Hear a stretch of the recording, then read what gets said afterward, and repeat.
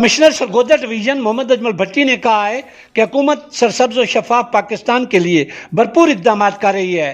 ضرورت اس بات کی ہے کہ اس حوالے سے ہمیں من حیث القوم اپنا بھرپور کردار ادا کرنا چاہیے۔ ان خیالات کا اظہار انہوں نے گورنمنٹ ایسوسیٹ کالج برائے خواتین خوشاب میں عزم سال 2024 عیسوی سرسبز و شفاف پاکستان کے موضوع پر منعقدہ سیمینار سے بطور مہمان خصوصی خطاب کرتے ہوئے کیا۔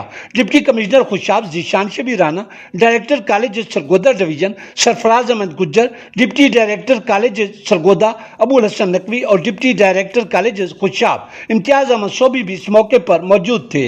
اس پروقار تقریب کی میزبانی پرنسپل ادارہ اعضا میڈم حفصہ حبیب نے کی، جبکہ اسسٹنٹ پروفیسر کوثر پروین نے نقابت کے فرائض بطریق احسن سر انجام دیے۔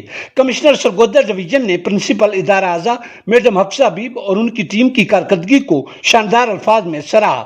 ڈپٹی کمشنر خوشاب ذیشان شبیر رانا نے اپنے خطاب میں شفاف پاکستان کے عزم کو سراہا اور صفائی نصف ایمان کی اہمیت پر بھی روشنی ڈالی۔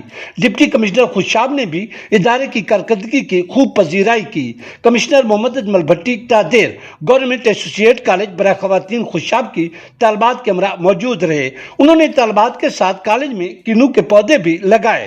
کالج انتظامیہ کی طرف سے مہمان خصوصی کمشنر سرگودا ڈویژن اور دیگر مہمانان گرامی کو تحائف بھی پیش کیے گئے۔ قبل ازیں کالج آمد پر chief guest commissioner Sargodha division Muhammad Ajmal Bhatti کا پرنسپل میڈم حفصہ حبیب کی زیر نگرانی کالج انتظامیہ اور طلبات کی طرف سے پرتپاک استقبال بھی کیا گیا۔